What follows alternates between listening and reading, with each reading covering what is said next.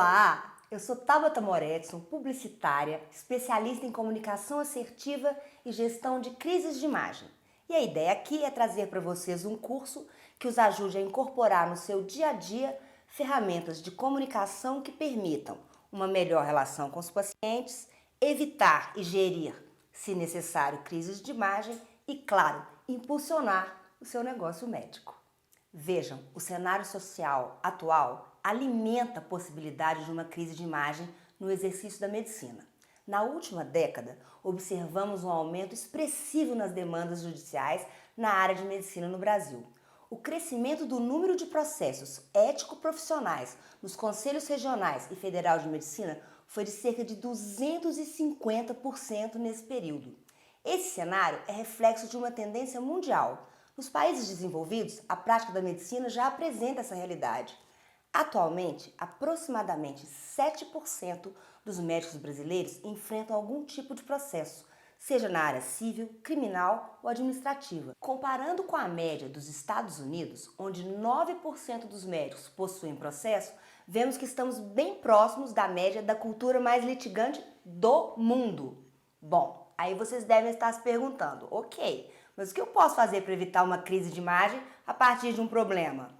A primeira coisa é entender o que é uma crise de imagem.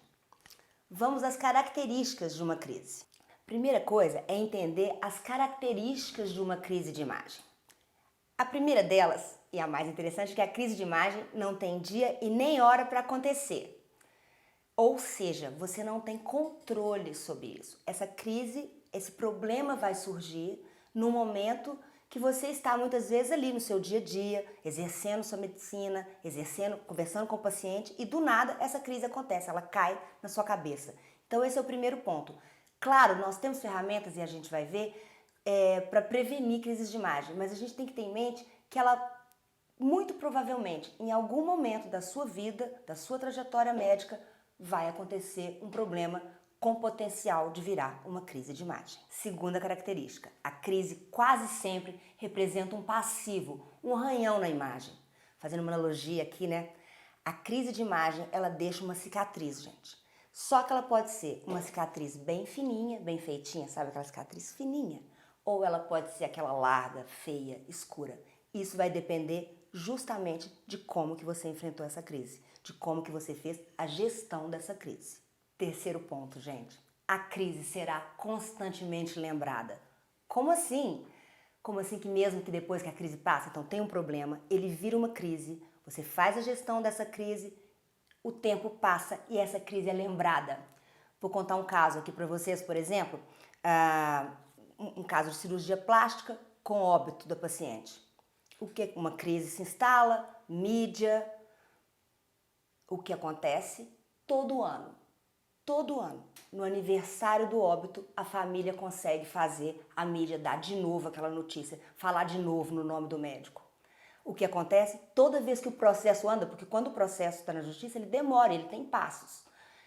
Cada vez que esse processo dá um passo na justiça, novamente a família consegue que aquele médico seja de novo citado, que a mídia conte o caso, aí pega outros casos que tenham acontecido no período. Então você veja, uma crise que aconteceu 4, 5 anos atrás e anualmente, recorrentemente, aquela crise volta a assombrar. Então, essa é uma característica das crises de imagem. Elas te perseguem o resto da sua vida. E agora, a pior característica de uma crise de imagem. Quando a crise é violenta mesmo. Dependendo da dimensão, mesmo uma crise bem gerenciada pode trazer um impacto negativo de tal forma que afete a reputação daquele profissional para o resto da vida dele, às vezes até impedindo que ele continue a exercer a medicina. Então, por isso, nós temos que estar muito atentos e saber como gerir da melhor forma uma crise de imagem. Mas o que é, né? O que seria na medicina um problema que pode virar uma crise de imagem? Gente, uma crise no exercício da medicina pode ser uma situação isolada, como a reclamação de um único paciente ou um familiar, ou algo maior, como um suposto erro médico que gerou complicações, estatísticas ruins ou duvidosas sobre a clínica, consultório, instituição, denúncias de funcionários e até a vida pessoal do staff, dos médicos, dos colaboradores e até dos fornecedores. Vou dar para vocês um exemplo. Vejam esse caso, como que a crise pode surgir do nada na vida de um profissional. Uma paciente antiga do médico, já tinha feito várias consultas presenciais, né? Ela tinha ali um acompanhamento médico recorrente. Na pandemia, como todos sabemos, ela não queria sair de casa, ela passou a se comunicar com esse médico por WhatsApp. Fez várias consultas virtuais e sempre ela perguntava se era caso dela ir ao consultório. Ele várias vezes falava que era caso dela ir ao consultório, ela falava que preferia que não, porque não queria sair de casa. E ali ele foi fazendo o acompanhamento da medicação dela pelo WhatsApp. Um belo dia, ela manda mensagem para ele que ela realmente, dessa vez, ela achava que ela deveria ir ao consultório. Se ele achava que ela deveria, pelos sintomas que ela estava sentindo. Ele fala que sim, por WhatsApp. Sim, que ele achava que ela deveria. Você acha que é uma boa ideia mesmo eu ir? Ele diz que sim. E aí vem o erro. Como eles já se conheciam há muito tempo, eles já tinham uma intimidade médico-paciente, eles já tinham uma confiança médico-paciente, já tinham uma amizade médico-paciente. Aí ele responde: fico vendo aqui só a sua foto. Vem assim. He. E aí ele faz o seguinte, ela pergunta, que horário? Aí ele fala, atendo tal e tal dia à tarde. Ela, não, mas pra mim seria melhor mais pro final da semana. Ele fala, normalmente não atendo à tarde, mas vou abrir uma exceção pra você. E ele manda o quê? Um emoji de coraçãozinho. Sabe aquele que tem uma carinha com os coraçõezinhos assim? Dizendo que estava tudo bem. O que essa paciente entende? Com o he dele e com o coraçãozinho. Assédio. O que ela entende quando ele abre um horário que ele normalmente não teria? O que ela entende? Que aquele consultório estaria sozinho. Veja bem que não estaria. A clínica dele tinha outras pessoas. Tinha outros médicos atendendo naquele horário. A equipe, né, as recepcionistas continuavam lá. Mas a paciente fez uma leitura, pegou o he, pegou o coraçãozinho, pegou o horário, pegou a agenda num horário que ela não esperava, que ela achava que era vazio, somou isso tudo e considerou assédio. E falou com o médico? Não. O que ela fez? Cancelou a consulta e fez uma denúncia. Ela fez uma denúncia, ela processou esse médico por assédio. Vejam o que eu estou querendo dizer para vocês. Do nada, uma crise imensa. Por quê, gente? Porque não é uma crise só jurídica com o processo por assédio. Não é uma crise só junto ao Conselho Federal de Medicina com o processo administrativo por assédio. Não, ele tem ali uma crise com a família dele, com a mulher dele, com a vizinhança dele, com os outros, porque até provar, a gente brinca em comunicação, até provar que você não é elefante rosa. Então é uma crise imensa que envolve várias pessoas causadas por um deslize, por uma falta de pensar, por carinho demais. Enfim, é difícil dizer de onde que vem uma crise. Esteja atento. Bom, e a partir do momento de um problema instalado, você vai pensar, eu tenho uma crise. E o que é a gestão dessa crise? Que é isso que a gente vai ver agora. A gestão de crise de imagem consiste em um conjunto de ações para evitar ou diminuir prejuízos na reputação causados por um problema. Veja bem que o problema já existe. O negócio é evitar que ele vire uma crise maior. O objetivo da gestão de crise não é tentar esconder o problema ou se omitir das responsabilidades que aquele problema te trouxe. Pelo contrário, a ideia é dar transparência e uma resposta rápida, com soluções ágeis, eficientes, para que o problema não se torne uma crise de imagem com consequências graves. A gestão da crise começa na prevenção do problema, que normalmente começa com um conflito de percepção. Gente, hoje vivemos uma profunda mudança de perfil, tanto por parte dos médicos quanto dos pacientes. Antes, tínhamos a figura do médico familiar, cuja atuação era quase sacerdotal. Ele conhecia profundamente seus pacientes e a sua palavra era inquestionável. Hoje, da parte dos médicos, nós vemos um distanciamento na relação médico-paciente. A relação está mais fria, os atendimentos são mais rápidos, muitas vezes humanizados. Sabemos que muito em função do baixo custo das consultas dos planos de saúde, às vezes pelo próprio Sistema Único de Saúde, o médico não pode, ele não tem aquele tempo todo que ele gostaria, muitas vezes, para estar ali mais próximo, saber mais do paciente. Então, esse distanciamento, ele existe e é totalmente diferente do que acontecia quando você tinha aquele médico que conhecia a família, conhecia a história do paciente, conhecia os pais.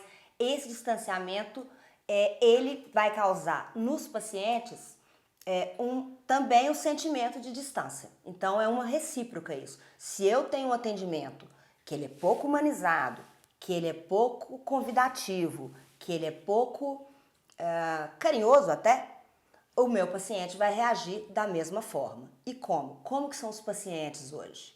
Por parte dos pacientes, gente, o que a gente vê é um perfil de consumidor com um nível de exigência muito elevado.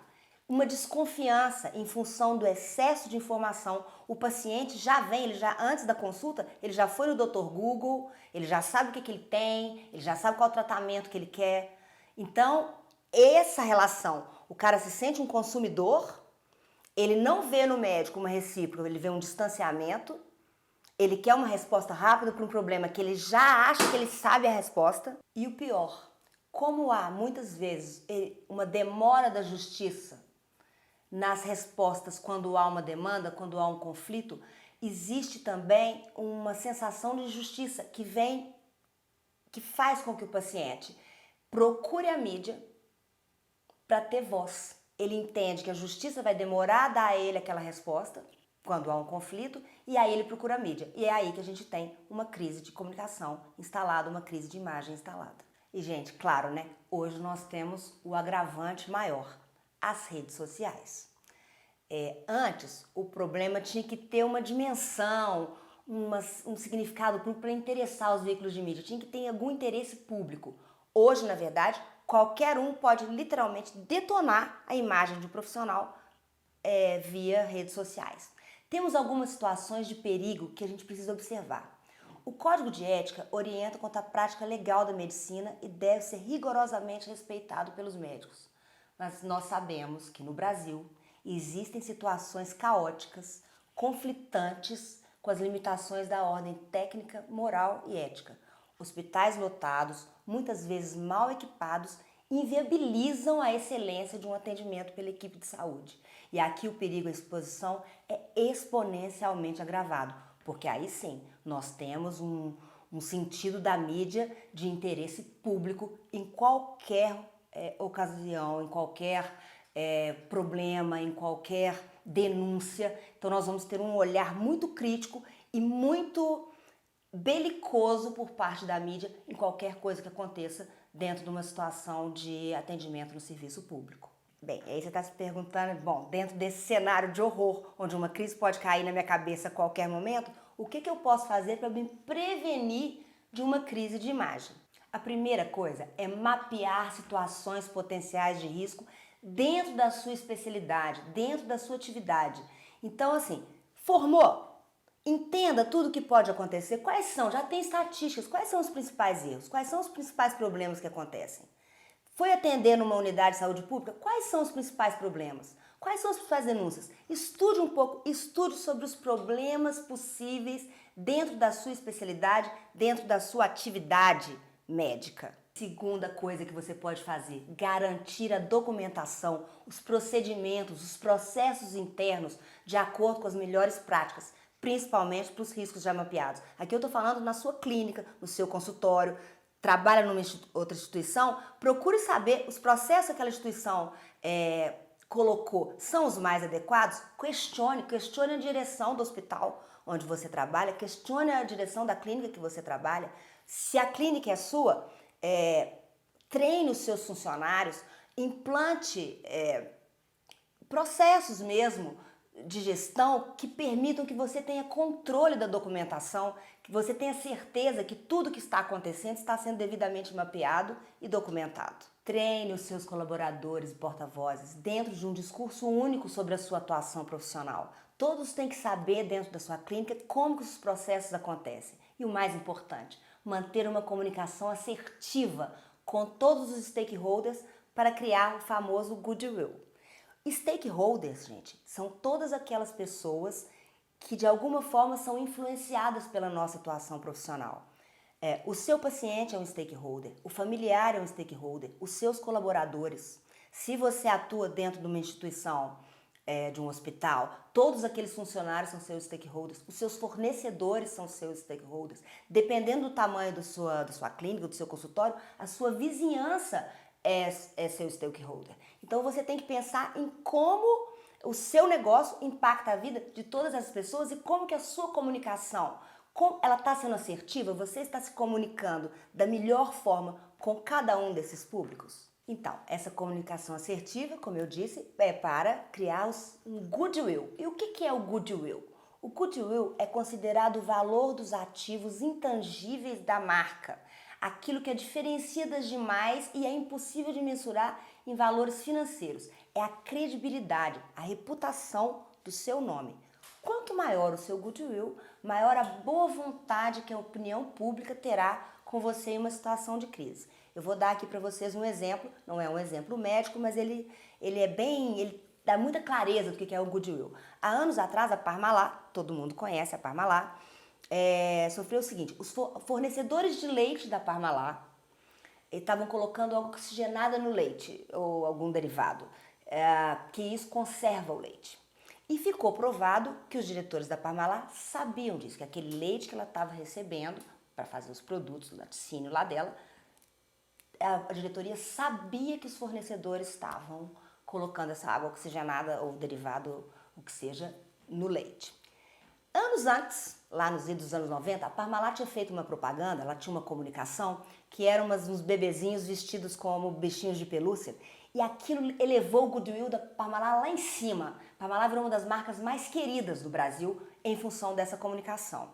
E vejam bem, anos depois, apesar da crise instalada, apesar de um problema grave, um problema de saúde pública, a Parmalat, com apenas 3 meses, voltou a ter o seu faturamento normalizado. Por que isso aconteceu? Aconteceu porque as pessoas amavam a Parmalat. Aconteceu por causa do goodwill. As pessoas tiveram boa vontade, elas perdoaram a Parmalat. Elas entenderam assim, mas isso não é Parmalat. São alguns diretores. Não, que isso, a Parmalat é muito maior do que isso. A gente confia na Parmalat.